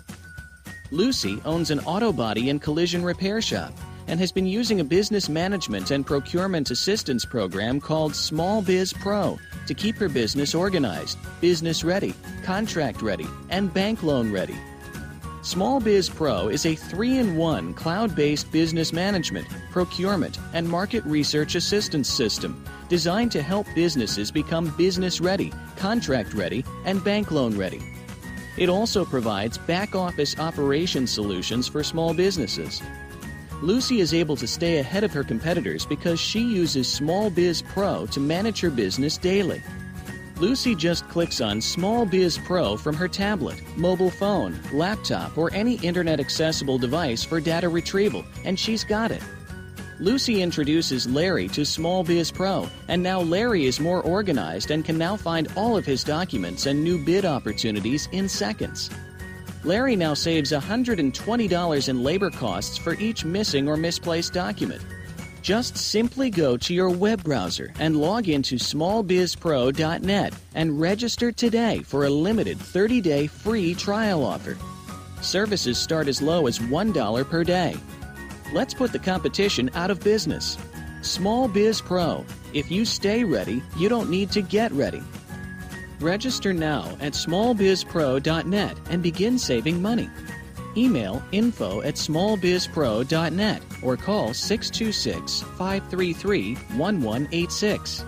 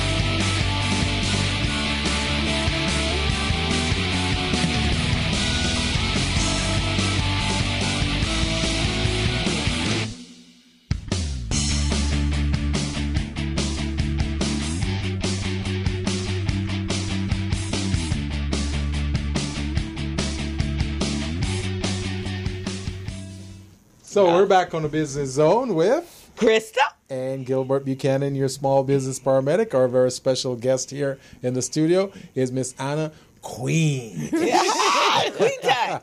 So we are talking about multiple streams of income and creative ways to buy real estate and make money. And make money at the same time. This is amazing. So I mean, when we were off air, I was telling Anna and Gilbert about this is a portable kitchen. Mm-hmm. And I found out from what Tanya said, there's only two. There was one, where at that point, there was one in the South Bay, and this one is over in Western near downtown Los Angeles. And so that if you're ordering food, then so your food don't get cold, but you want to order from a restaurant on the west side, then you make it more convenient by just bringing the chef there. It's easier to bring the chef there than put another restaurant there. And you just deliver. That's a new concept. Yes. That's definitely a new concept. I've never heard of it, but it's lucrative. Concept. Yeah, it's very, very lucrative. And they pay, I think Tanya told us they paid about $4,000 for a couple of hours, not a month, a couple of hours. And if they come down there 2-3 times, and it's worth it to them, because obviously they have enough of a clientele for that to be lucrative for them. Right. Now, very lucrative. So you could probably, just off of my head, if you calculate that by 31 days, you're probably making about $240,000 a month. Yes. See your net worth already. It done went up. Right, exactly. And that's so much better than buying a house. Right? That money's good. And that's every month. So look how much money you make by the end of the year. Yes. Yeah, that's true.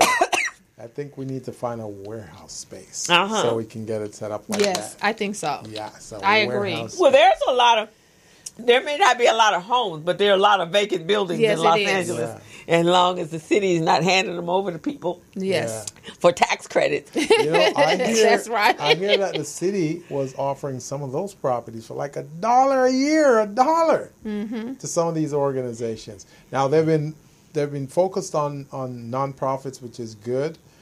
But for somehow they figure out ways of turning that into a commercial entity. Yeah, because that's how a lot of the Chinese are, and they're giving them tax credits, $150 million or $50 million tax credits for the next 5, 10, 15 years for them to come in and build their high-rise apartments, not housing. Yeah, apartments and even the affordable housing. Affordable housing. But now my question, I guess, is because it's repetitive income? Why not segment it so if you're building a 250 units or 500 units, but just 2 different locations, why can't one be purchasable? Because it bites into you guys' there's just so much land. But, they have to do that because of the rents. So, we go back to the rent. So they want to put a Band-Aid on the problem because the rents are so high. So then, we need to build all these high rises so that we can have affordable housing. But what happens? So the regular and they're assuming that millennials prefer living in apartments, right? But the regular life cycle is, I'm not going to be a millennial for the rest of my life. Yeah. And I'm going to get married and I'm going to have kids. Yes. And how the heck am I going to raise my children with 4 other roommates because I can't afford, and now I really can't afford. And I'm living in a cracker box because these are very they're like, not even 500 square feet. So where will the houses be for our young people to buy, or starter houses for them to buy for their That's family? why you see some areas are revamping and they're, transforming that area so that way you can have those houses. And like you said, for the millennials, most of them with their student loan debt is what's causing them not to buy. But then you have a lot of millennials that are out here and ready. Yeah. So that's the other side you don't see. So they're ready to purchase and not be like what you said in having like 4 or 5 roommates, they ready to purchase. Right, because they're going to get married. They're going to get married, and they're going to have children, and they're not going to want their children to be in some loft downtown Los Angeles. I mean, I don't understand that, because that's a natural progression. Yeah, you live in an apartment. You know, you come out of out of college, and you go into an apartment. Then about 4 or 5 years later, you're looking to get married. 2 to 3 years down the line, you're having a baby. But it is not going to be anywhere for them to buy, because there's nothing, no new complexes coming, no new development. But the lofts downtown, a lot of the people that are downtown, is just so convenient for them. Right. And if you talk to a lot of people who work downtown, that's why they like the loft. Like, they can ride their bikes to work. They can walk to work. So everything is right there. So that's why they like the loft. Right. So which is fine while you're in your 20s. But you got some that's older, so they're purchasing down there. So you got the condominiums that they are purchasing. So you don't just have the lofts to rent, you also have condominiums. Yes. I just think, children raised with no backyards. I mean, you can't even let your child come out and play downtown LA, because right downstairs is the bum that's living up against the building. But they're transforming that, so you have to understand some of the condominiums that they're building, they have like play areas. Oh, okay. So they have a play area for the kids. They have grassy area. They even have a dog park where they can walk their dogs. Oh, okay. So it's almost like they have the experience of owning a home, but they're in a condominium. But that's what they like. Okay. All right. Yes. Okay. Now, I also heard that, I don't remember what city it was, New York. So what they were doing is, all the homeless problems we're having. Well, I guess the mayor and the city council officials, they were paying the homeless. They buy a ticket for them on the Greyhound bus, so they can go anywhere they want to go. And most of them migrated from there to California. Yeah, because it's warmer. That's why you have such a big homeless problem here, because now everybody comes here and they don't leave. And I think I talked to somebody I was at. It wasn't Hey Girl Network. It was one of those events that I went to. I think the boss ladies or something. Anyway, I was talking to this young lady, and they had come in from Victorville, and she says that's what's happening in Victorville. So they may be coming here. Right. So then they get picked up when they tear up their tent home, and then they're busing them out to Victorville and just leaving them out there in the desert area. So now they're further and further out. Yeah, they moved them way out there, which doesn't solve the homeless problem. No, you still got a homeless problem. Yeah. No, you can shuffle them everywhere you want to shuffle them. Yeah. We still got 60,000 people living on the street. We do. So you might want to hide them, stick them in a tree, and then move them to another tree. Yeah. They're still homeless. Yes. Yeah, and they're not homeless because they want to be. They just cannot afford. Yeah. There's a lot that cannot afford or have lost their homes through the crisis, but like you said, and now they're even living in like the mobile homes, so they have them parked. Yeah. My sister said when she was showing someone's going to buy a stationary mobile home, but along PCH, I guess out in Long Beach area, there was just blocks and blocks and blocks. Certain parts of the city, you assume they're just because it's cheaper to have gone and bought a motor home, a mobile home, versus being able to buy a house. Yes. Yeah. Because it's of their ridiculous. situation. Yes. That's ridiculous. So for you guys, if there's not enough property on the marketplace, what happens to the real estate industry? Well, it's always going to be some property on the marketplace. Now, it may not be as many homes as you want, but there's always going to be some real estate. Yeah, okay. Always. It's a good field to go into, everyone. Yes, it is. Yeah. You got developers always looking, so they looking at land and looking at ways, okay, how can I build a home here? Where can I build a home here? So you have developers looking at taking up different space. There was a housing, and I don't know if I've seen it since, but during the recession, and my sister and I were going around looking at the open houses, but this one was a smart house. And so it was built, you could, and you when you bought, you bought the whole package, all the architectural designs, all the permits, everything was there. You could just buy the land, and then they put the house on. And so when you went into it, it was kind of movable walls. The furniture was storage, and it would move it, and so you could reshift the inside of your house, and everything ran off an iPad, and all your plumbing was. It was like in the control room. So you go in, and if you had a plumbing problem, they didn't have to tear up your walls. Because really, there was no walls. That's definitely some millennium stuff. Yeah. Yes, it is. But it was really nice. And it was one company. It's a smart house. Yes, and so it was a company. In fact, I think the people who did it was, they were out in the marina. Busy Blondes. It's a real estate company. Right. Asians. But was it the Busy Blondes? I don't remember the name of the company. But it wasn't them, but they had the contract, the exclusive to sell the packages. Yeah, I don't remember the name of the company, but I do know what you're talking about. Yeah, that was pretty cool. But you could go find land. Yeah. Yes, and then put it on. And then put it on there. So, at that point, there was, at that time, probably not now, but up in Mount Washington. Yes. And you paid a little bit more. But Mount Washington is like a beautiful little area off of downtown Silver Lake area. And you had a great view. Yes. So there's plots of land. There's even plots of land over here in View Park. It is. Plots of land. Plots of land. Yes, it is. And so you can buy your plot of land. Okay? And I think at this time, your smart house, it started in at $250. Yeah. With everything, all the permits and everything. And then if it was elevated, you might pay $350, $400, which was doable. I mean, that's cheaper than the house in View Park. Now. We need to get a storage space so we can lease it out.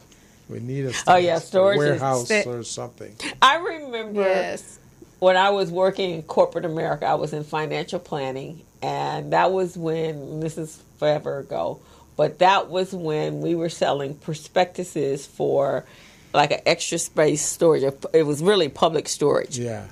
And at that time, everybody's like, okay, this could be a good idea. No, this seems like a dumb investment. But look at it now. Yes, I know I got storages. I've probably spent I spend $12,000 a year on my storage. But little did we know that storage would become premium. And they constantly getting creative with the storage. Yeah, well, you got the pods. Yes, and you got the pods and that kind of stuff. Then people come and picking up, boxing up your stuff in new storage.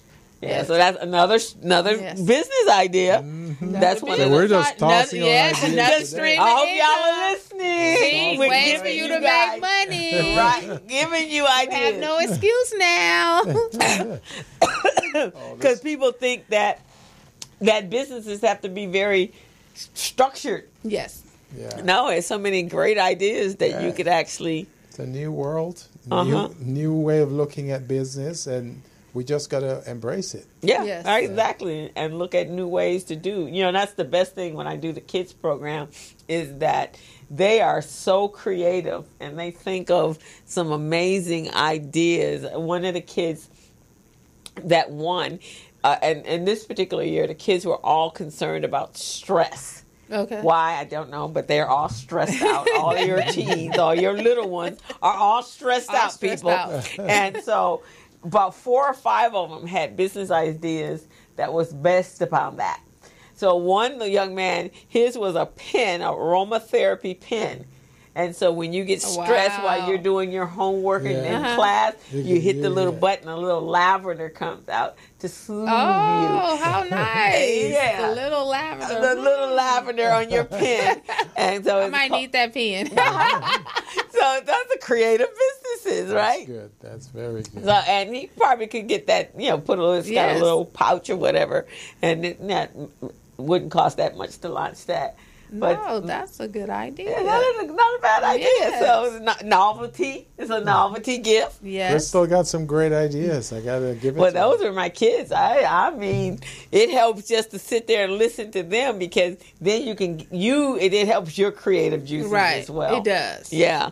Because they're not limited in their thinking. Well, yeah, because they'll think, and I tell them, think as far out as you want, and then we'll see if it's feasible or not. So then they come out, whereas adults are, I'm going to start a restaurant. Well, what are you going to sell? Mexican food. Okay. You do some research in the area. Right, exactly. How many restaurants? Or hamburgers. Okay, how many hamburgers? So I had one young man that wanted to do a restaurant. And so when we were talking about it, we talk about, the social aspects of having a business. What is the give back in your business? And so he was thinking, and he was a little young Filipino young man who had been adopted by a black guy, by a black couple. So his thing was for more open awareness and cultural awareness and diversity awareness. So he wanted to create a restaurant where every week you had a different culture's dishes for that was on the menu. And then it would rotate every week. And then I told him, and I said, and then if you brought the entertainment and brought the culture, and he said that way people would be more understanding of each other's culture. That's good. That was a good one. Look at these kids. I know. I tell you. They already ready. They're already ready. We the ones that are, very linear. Yes. They're not linear at all. So, that's why I love doing the Biz Camp, because the kids come up with such creative ideas. Each and every one. And out of the 25 kids we did 2 sessions, so that was 50 kids. There was in either session, there was no business that was duplicated. Oh, wow. That's good. See why we start early? So if we start teaching these kids early, teach them finance, teach them the home ownership. Have house. They're going to be ready. By 20, they'll have a house by 20. Yeah, my brother-in-law had his first, he bought his house over here in the View Park area when he was 19. He had just started working at UCLA, and he works in their facility department.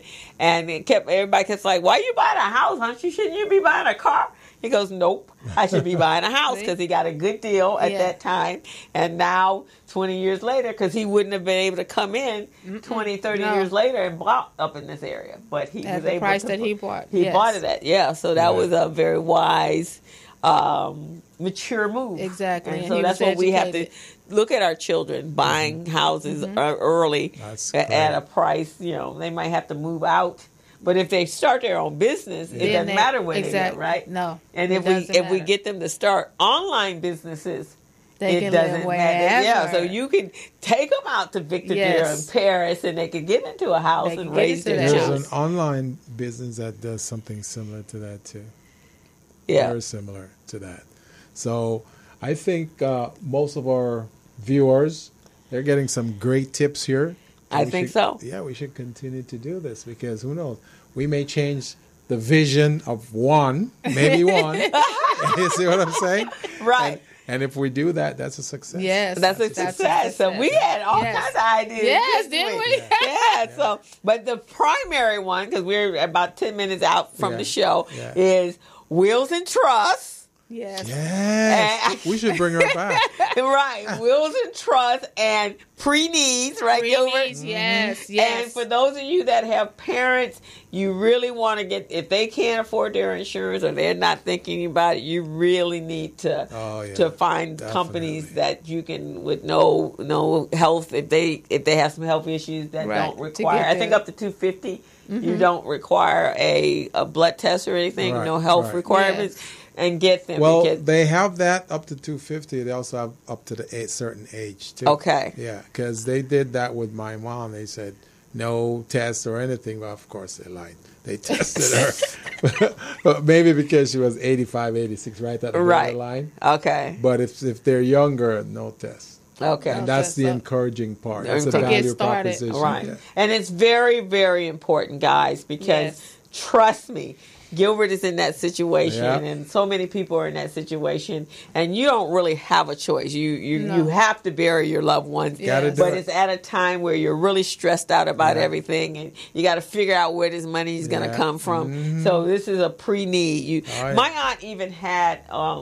I think at the time, my uncle had died, my grandmother had died, like they were, and my brother. So it was like year after year. Mm-hmm. So my aunt was a chaplain or a minister. So she brought to everybody a application. It was like a form, and we actually did our pre-needs. Yes. At that time, and she that's really important. insisted that the family did that. Your pre-need. Yes. Yeah, so that you would be better prepared. So right now, my cousins, my uncle lives here. My cousins live on the East Coast, and my uncle didn't have children. Mm-hmm. So I've been kind of taking care of him. And so he had a issue beginning of in May. And so my cousin called me. He says, okay, so Ricky and I are looking at some pre-need stuff for him and making sure that there's some insurance in place for him. And then, in the event that he gets sick and, he's incapacitated, we don't want you to have to worry about that. So we're working on some stuff that if we can get him back there, and between the two of us, we can take care of him. Because they're in, they're men and they're in a different position than I am. They're both all retired. Okay. And so, so you really have to. I know it's a difficult thing, but it's inevitable that your loved ones, your parents, you have to sit down and have this tough conversation, and you have to have it all planned out. Yes. Because it can put you, as a business owner, it can put you in a really bad situation. Oh, yeah. You might be not financially ready for this, and it could really devastate your business. And you're thinking, how could I have done this differently? And, we always think like that. Right. How could I have done this differently? Right. Yeah, but it's planning. It's planning. Exactly. It's planning. And even the pre-needs for like the plots at Inglewood Cemetery, it's only like $100 and something for a plot? A month. Yeah. Oh, per month. I thought it was for the plot. No way. But you can't. A plot is way more. Exactly. No. But there are people that are selling. They may have bought a block, and so on Craigslist. I didn't even think about that. On Craigslist, people are selling because whoever their loved ones, they may have a family, may have been a family plot, and then the family is like, oh, we're not going to be there. Like there's like a plot of my grandmother had 13 kids, so there's a plot of 13 sites. Oh wow! And so my mom didn't get buried there, because she came here and my brother was here. Yeah. And my uncle, he was buried at Arlington Cemetery. So there's 4 plots that are available at their house. My sister, her cousin, or his aunt, they actually had 2 extra plots because they thought that, but her husbands weren't buried there. So they have 2 plots to sell. Plots. So that's another option, guys. I never thought about it. Look on Craigslist and see who has a plot for sale. That's what I was thinking. So I'm going to be doing that tonight because it's not too late. We still have 7 days.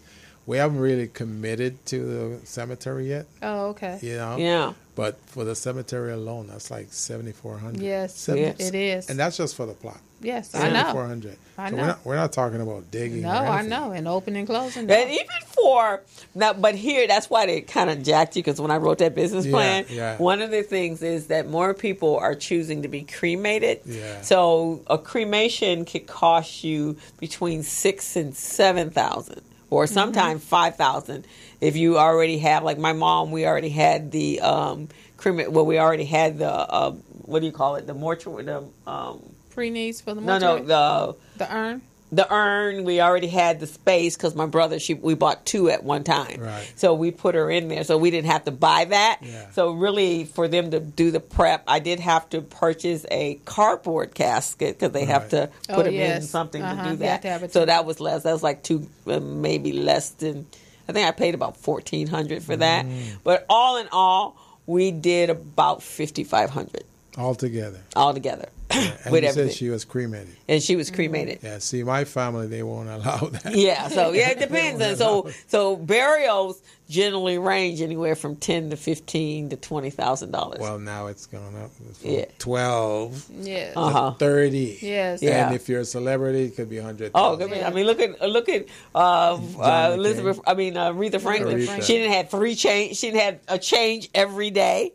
And she's got her casket is gold. Right, it's gold. So she obviously made plans for that. She didn't make plans for the wheel, but she had everything. How did they change her 3 times a day? How did they do that? They changed her every day. Changed her 3 times. Yeah, how did they do that? They went in the mortuary. The mortuary. They can do that. Down to her shoes. Them.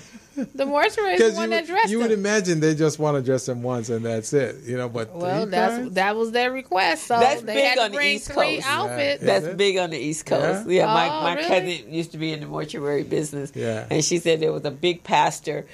He died, and he laid in state for a week, and every day he laid out every day. Every day. Wow.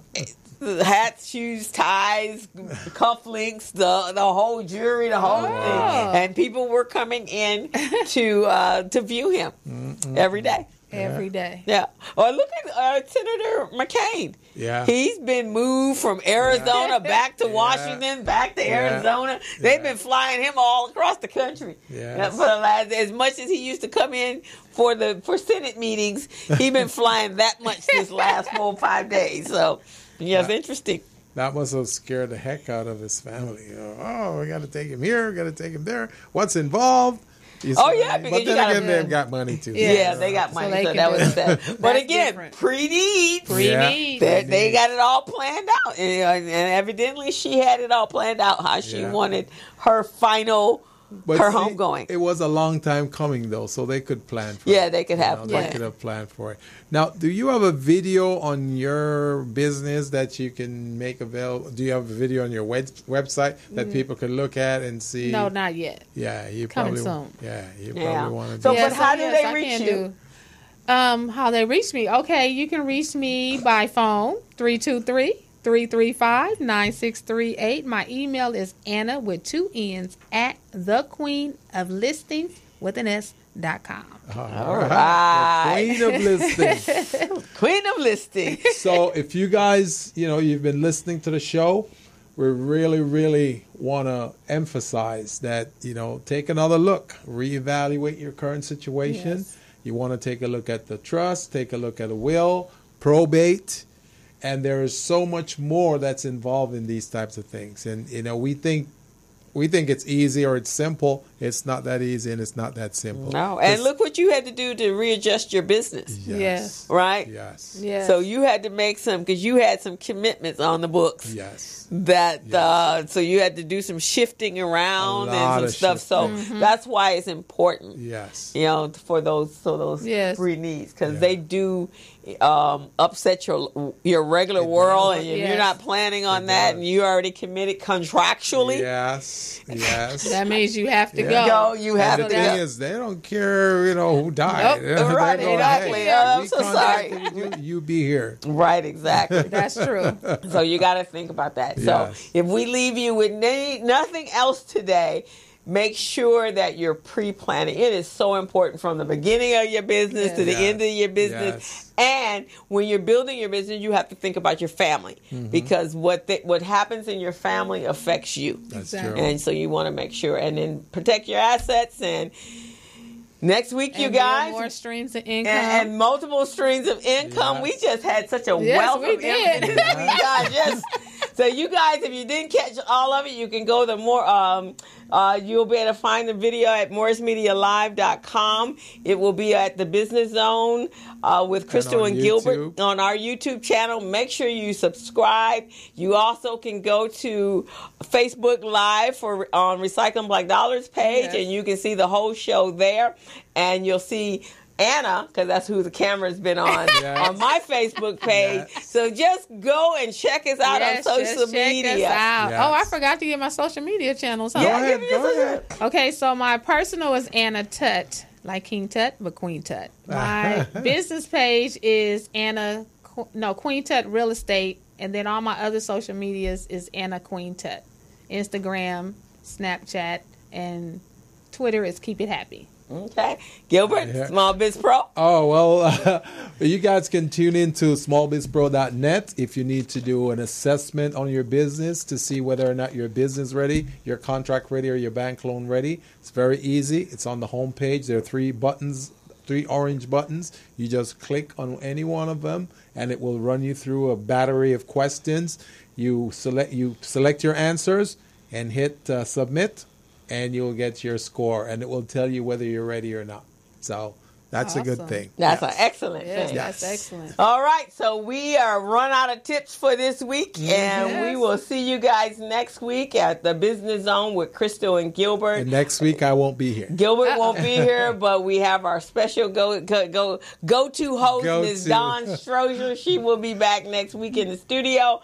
And we want you guys to have a wonderful, safe holiday weekend. Yes. Happy Labor Day. Happy Labor Day. And we will see you next Friday at 3 o'clock. And we're out. Bye. As a small biz pro, I saw we roll, using procurement, program, and control. As a small biz pro, I saw we grow, using procurement, program, and control. I'm a businessman, yes, I'm an entrepreneur. Oh yeah, I'm a businessman, yes, I'm an entrepreneur. Oh yeah, I'm a businessman, yes, I'm an entrepreneur. I'm a businessman, yes, I'm an entrepreneur. Oh yeah. Crystal Mitchell, do you have my business plan? Just review